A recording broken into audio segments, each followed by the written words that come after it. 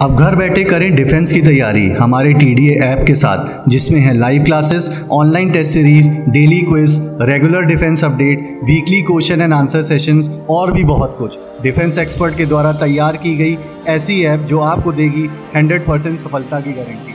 आज ही डाउनलोड करें। Okay, very very good morning to all of you. आज हम लोग यहाँ पर आए हैं NDA के आपके जो 2020 में होने वाली परीक्षा है उसके लिए कुछ महत्वपूर्ण प्रश्नों को लेकर, जो कि जीव विज्ञान से हैं आपके प्रश्न। आज हम लोग उन्हीं पर डिस्कस करेंगे कि ये जो आपकी आने वाली परीक्षा है उसमें जो पूछे जाने वाले प्रश्न हैं बायोलॉजी के या जीव विज्ञान के, वो क्या और किस तरीके के हैं। We are here to discuss your expected और इम्पॉर्टेंट MCQs फॉर your forthcoming examination that will be held in the September 2020। तो we are here for that। हम लोग सितंबर 2020 में आपकी होने वाली परीक्षा के संबंध में महत्वपूर्ण प्रश्नों को लेके आपके सामने हैं जो जीव विज्ञान से संबंधित हैं।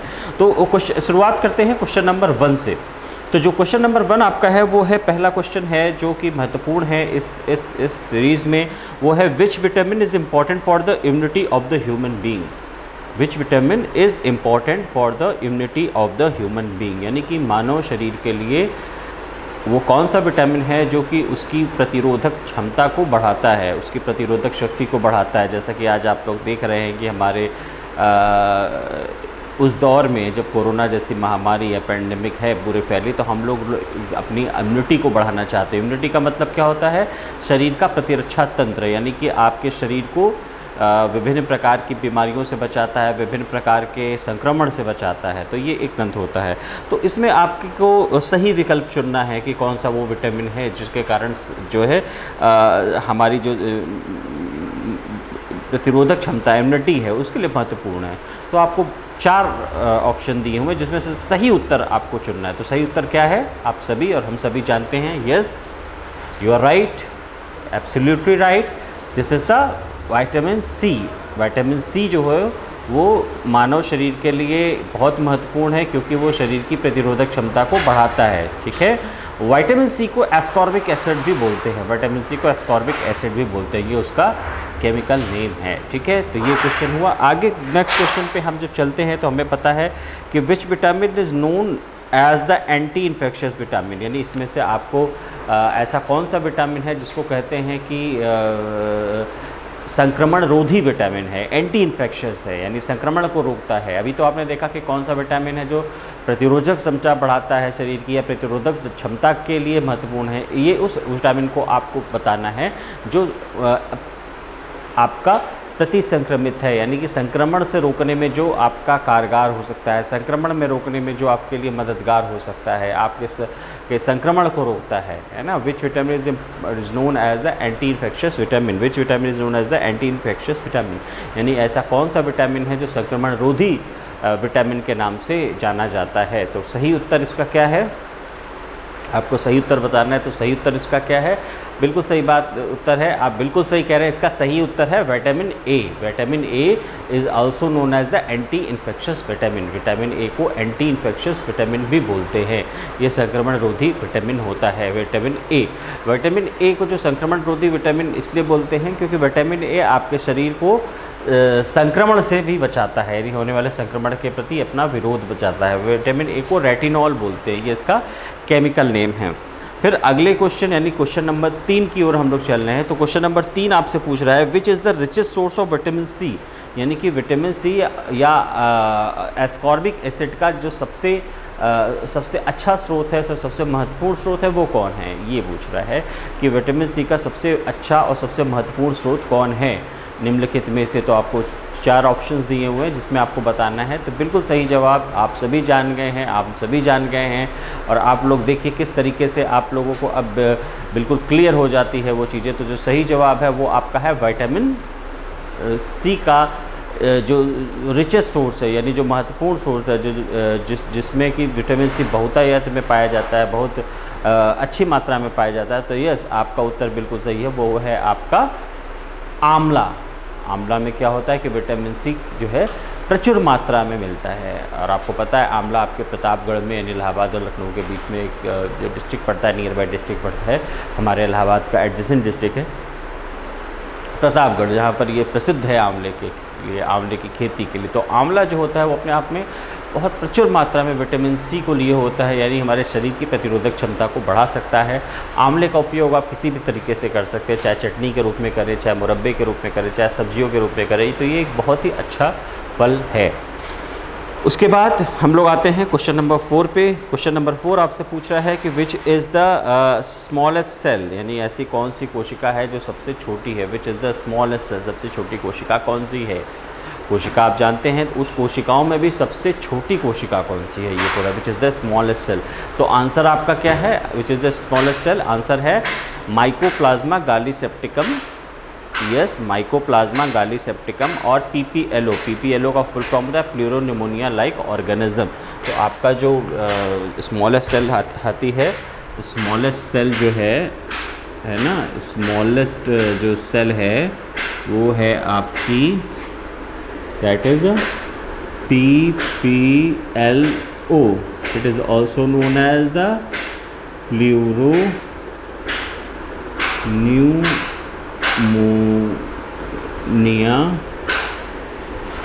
Like organism. ठीक है, इसको हम लोग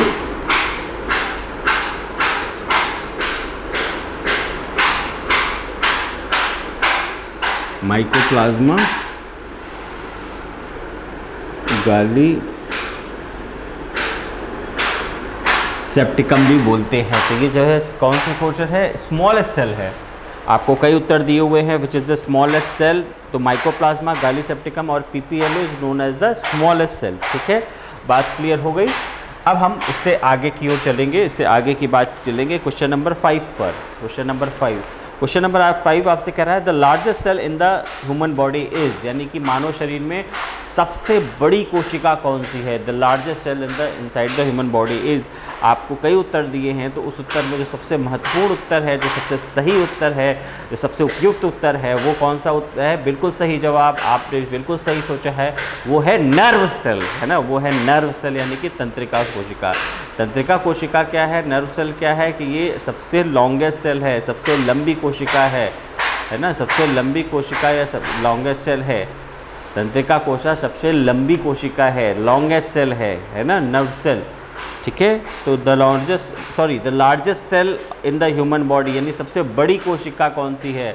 सबसे बड़ी कोशिका मानव शरीर के अंदर कौन सी है, सबसे बड़ी कोशिका मानव शरीर में कौन है। बहुत सारी कोशिकाएं होती है मानव शरीर में, लेकिन उसमें सबसे बड़ी कोशिका कौन सी है, नर्व सेल है कि मसल सेल है, लिवर सेल है कि किडनी सेल है। तो आपका आंसर बिल्कुल सही है, वो कौन सी सेल है, वो नर्व सेल है, यानी कि तंत्रिका कोशिका है।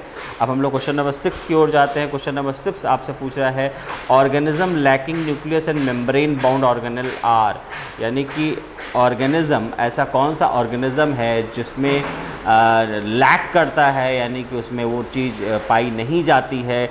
कौन सी, न्यूक्लियस यानी केंद्रिका और मेम्ब्रेन बाउंड ऑर्गेनेल्स, यानी कि ऐसे कोशिकांग जो कि एक झिल्ली द्वारा घिरे हों, ऐसा कौन सा ऑर्गेनिज्म है। तो आपको कई आंसर्स दिए हुए हैं, कई उत्तर दिए हुए हैं, तो इसमें सबसे उपयुक्त उत्तर है आपका प्रोकैरियोट्स। यानी प्रोकैरियोट्स ऐसे होते हैं जिनमें ना तो न्यूक्लियस होता है, ना तो न्यूक्लियर मेम्ब्रेन होता है, ना तो मेम्ब्रेन बाउंड सेल ऑर्गेनल होते हैं। तो आपने बिल्कुल सही बताया कि this is the prokaryotic cells. Prokaryotic cells को प्रिमिटिव सेल्स भी बोल सकते हैं ना। It is the prokaryotic cell. इसको क्या बोलते हैं, इसको प्रिमिटिव सेल भी बोलते हैं। ठीक है, ये क्या करता है, it lacks nuclear membrane and nucleus. ठीक है, यानी कि जो प्रोकैरियोटिक कोशिका है वो क्या अपने में कम कर नहीं रखती है, nuclear membrane bound cell organelle और न्यूक्लियस, ये सारे चीज़ें आपका प्रोकैरियोटिक सेल में नहीं होती हैं, क्योंकि ये प्रिमिटिव सेल होती है। तो इसमें क्या, prokaryotic cell means primitive cell, it lacks nuclear membrane and nucleus, nuclear membrane and nucleus as well as क्या मेम्ब्रेन बाउंड सेल ऑर्गेनल। तो ये पूरा आपका उत्तर है। फिर हम लोग चलते हैं क्वेश्चन नंबर 7 की ओर। लाइसोसोम आर रिजर्वायर आर, यानी कि जो लाइसोसोम होता है वो किस चीज़ का एक संचय करता है, किस चीज़ को संचित करता है। कई उत्तर दिए हैं, तो इसमें जो सही जवाब है वो यस, बिल्कुल सही जवाब। उसमें हाइड्रोलाइटिक एंजाइम्स पाए जाते हैं, यानी ऐसे एंजाइम पाए जाते हैं जो कि जल अपघटन की क्रिया को प्रेरित करते हैं, है ना, जल अपघटन की क्रिया को प्रेरित करते हैं। तो लाइसोसोम का जो में चीज़ें पाई जाती हैं वो कौन से पाई जाती हैं? लाइसोसोम में it is a reservoir of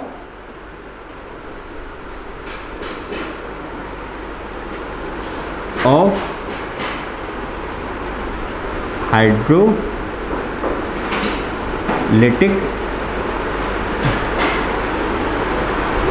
enzymes, यानी कि इसमें क्या मिलता है? हाइड्रोलिटिक एंजाइम्स का रिजर्वायर है। इसमें हाइड्रोलिटिक एंजाइम्स पाया जाता है किसमें? आपका लाइसोसोम में। लाइसोसोम को suicidal bag of the animal cell भी बोलते हैं। इसको बोलते हैं suicidal cell bag of the animal cell, क्योंकि ये एनिमल सेल में ही केवल मिलती है और इसके अंदर चूँकि हाइड्रोलिटिक एंजाइम होता है, इसको लिए सुसाइडल बैग भी बोलते हैं, क्योंकि कभी कभी ये बर्स्ट हो जाती है और पूरी सेल का डाइजेशन कर देती है।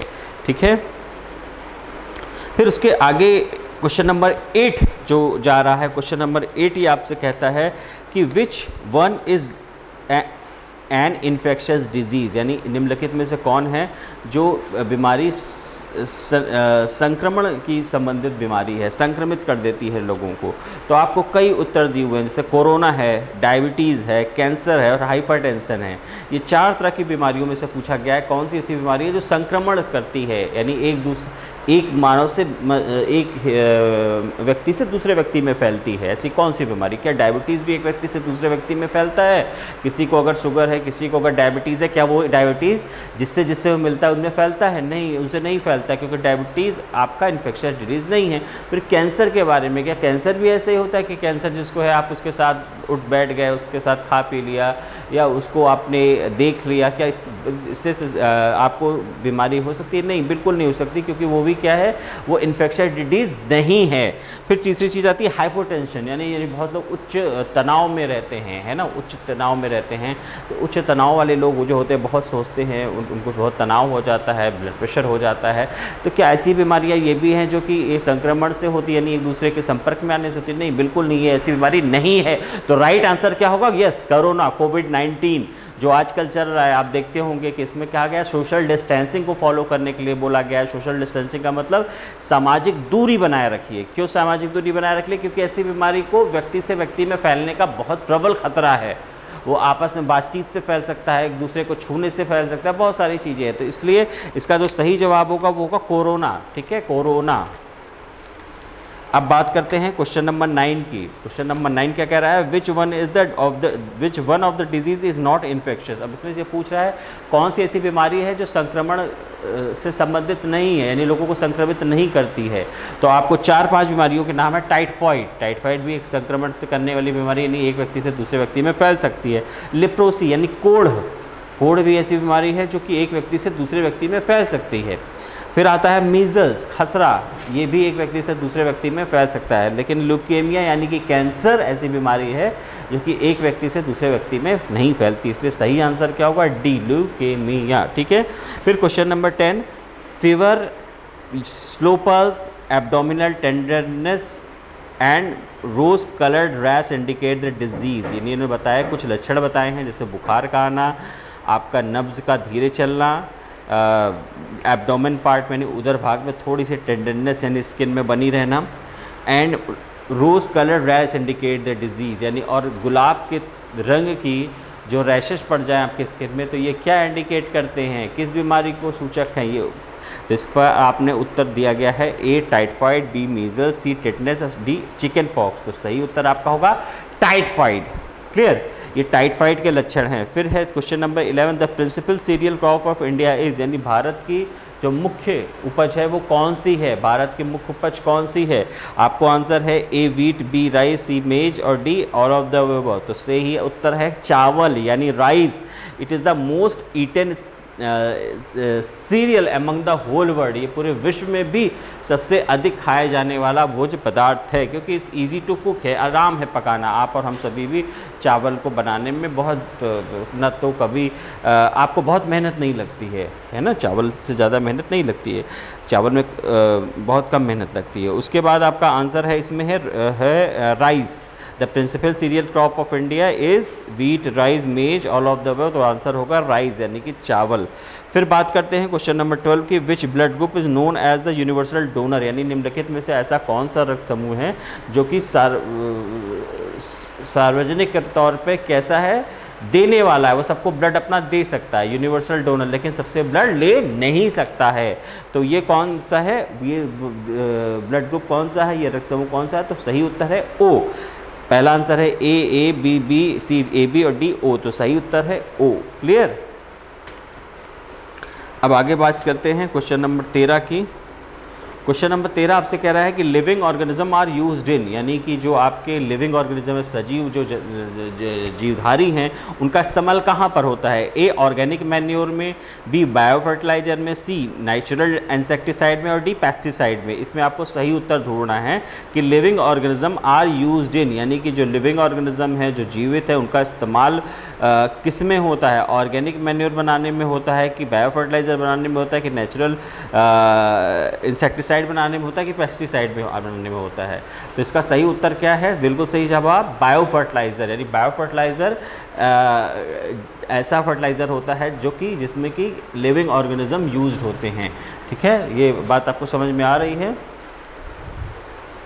यानी कि बायो फर्टिलाइज़र एक ऐसा फर्टिलाइज़र होता है जिसमें कि लिविंग ऑर्गेनिज्म को इस्तेमाल किया जाता है।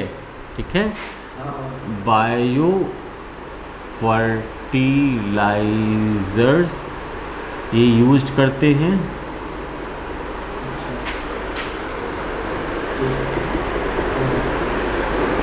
लिविंग ऑर्गेनिजम्स को। ठीक है, यहाँ तक बात समझ में आ गई। अब आगे की ओर बढ़ेंगे। क्वेश्चन नंबर 13 क्या था? Living organism are used in A organic manure, B bio fertiliser, C natural insecticide, D pesticide. सही उत्तर क्या है? बायो फर्टिलाइजर है। ठीक है, अब हम बात करेंगे पल्स प्रोवाइड अस, यानी कि जो दाल है वो हमको क्या क्या देती है? Pulse provide us what is pulse provide us what? तो pulse provide us A carbohydrate, B protein, C fat and D vitamins and mineral salt. You have to select as A and answer in these 4 MCQs. पहला कौन सा है? Carbohydrate, दूसरा protein, तीसरा fats और चौथा है विटामिन एंड मिनरल। तो सही आंसर है, सही उत्तर आपका है प्रोटीन, है ना? सही उत्तर कौन सा है? सही उत्तर है प्रोटीन, यानी कि आपको जो पल्सेस हैं, जो दालें हैं, वो क्या प्रोवाइड करती हैं? प्रोटीन प्रोवाइड करती हैं, प्रोटीन देती हैं। प्रोटीन हमारा क्या है? बायोमोलिक्यूल्स है। प्रोटीन क्या है? This is the biomolecules. It also helps in growth and development. ये किस में? ग्रोथ और डेवलपमेंट में भी हेल्प करता है। तो जो पल्सेस होती हैं इंडिया में, दालें जो होती हैं पल्सेस, है ना, it is the main and principal source for the protein,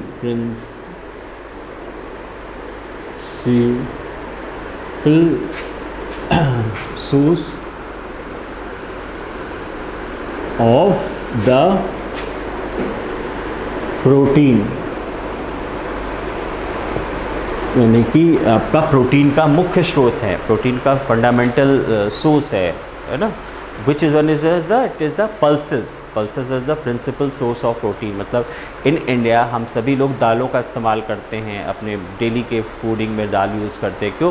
क्योंकि we need protein. Why we need protein? Because protein is important, protein needed for the growth and development of the body. Protein is important for the growth and development of the body. Protein is why important? Because protein is important for the growth and development of the body. Protein is important for the growth and development of the body.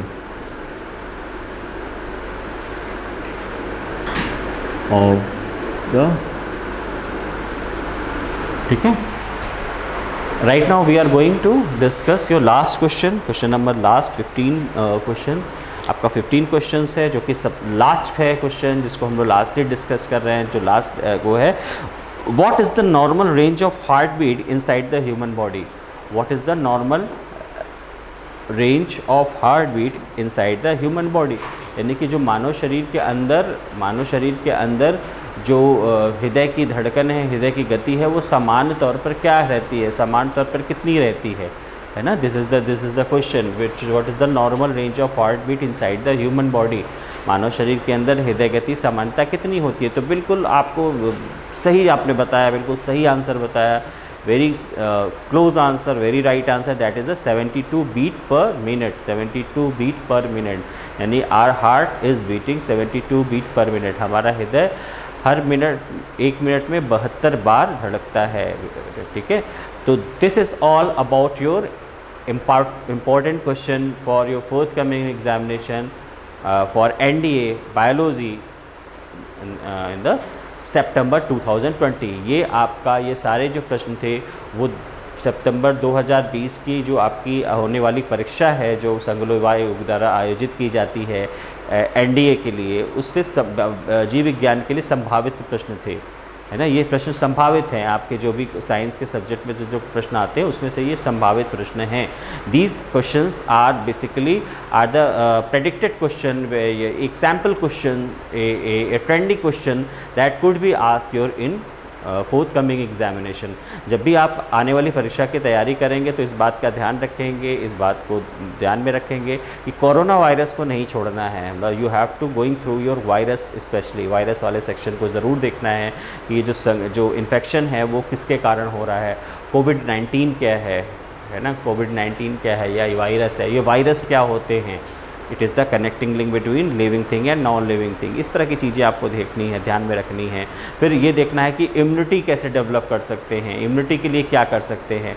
तो आपको पता चलेगा कि vitamin C rich food लेने से immunity develop होती है, immunity हमको अपनी बढ़ानी चाहिए। एंटी इन्फेक्शियस विटामिन कौन सा है वो हमको पता होना चाहिए। तो ये सारी जो चीज़ें हैं आपको अपनी प्रिपरेशन, अपनी सारी तैयारी, कुछ करंट इवेंट्स को ध्यान में रखकर, कुछ हार्डकोर इवेंट में ध्यान में रखकर ये सारी चीज़ों को आपको तैयारी करनी है। और अगर कोई संबंधित प्रश्न है, चाहे वो आज के वीडियो से हैं या इससे पहले आपसे जितने भी वीडियो में बातचीत की गई है, जितने सब्जेक्ट या सिलेबस से बातचीत की गई है, आपके पाठ्यक्रम से बातचीत की गई है, तो जो कुछ भी है अगर उससे भी संबंधित कोई प्रश्न है तो एक उचित माध्यम के द्वारा आप अपने प्रश्न, अपने जो भी डाउट्स हैं उनको मुझ तक पहुँचा सकते हैं और अपने उत्तर को प्राप्त कर सकते हैं। All the viewers who are seeing this video, if you have any kind of doubt regarding this, your syllabus, your any points, anything else that we have discussed through the video, you can ask through proper channel to me, and you can get your answers, your doubts, and or your unclear concept right from here. So most welcome and all the best to all of you for your coming NDA examination. Thank you so much. और last में हम आपको फिर से ये एक बता दें कि जो क्वेश्चंस हैं, क्वेश्चन को बहुत सबसे पहले पढ़ना है और एक बार में नहीं समझ में आ रहा है तो दूसरी बार पढ़ना है, दूसरी बार नहीं समझ में आ रहा है तो तीसरी बार पढ़ना है। मतलब सही आंसर देने का ये तरीका होता है कि पहले आप प्रश्न को पढ़ें ध्यान से, है ना। पहले जब तक आप प्रश्न को नहीं पढ़ेंगे, क्वेश्चन नहीं राइट करेंगे, आप सही आंसर नहीं दे सकते हैं। तो बहुत से लोग हड़बड़ी में रहते हैं, क्वेश्चन पढ़ा तुरंत टिक किया, है ना वो। और कभी कभी ये जो बहुत ही रिस्की एक टेंडेंसी है कि आपको जल्दबाजी में आपने क्वेश्चन समझा ही नहीं, आंसर टिक कर दिया। तो इसलिए और कभी कभी क्या होता है कि आपको क्वेश्चन आंसर आता भी नहीं होता है, लेकिन जब आप क्वेश्चन को पढ़ते हैं, एक बार पढ़ते हैं, 2 बार पढ़ते हैं, 3 बार पढ़ते हैं, तो शायद आप सही आंसर देने की स्थिति में होते हैं। और ये तो सबसे बड़ा फ़ायदा होता है मल्टीपल चॉइस क्वेश्चंस का। Anyway, thank you and all the best. अब घर बैठे करें डिफेंस की तैयारी हमारे TDA ऐप के साथ, जिसमें है live classes, online test series, daily quiz, regular defence update, weekly question and answer sessions और भी बहुत कुछ। डिफेंस एक्सपर्ट के द्वारा तैयार की गई ऐसी ऐप जो आपको देगी 100% सफलता की गारंटी। आज ही डाउनलोड करें।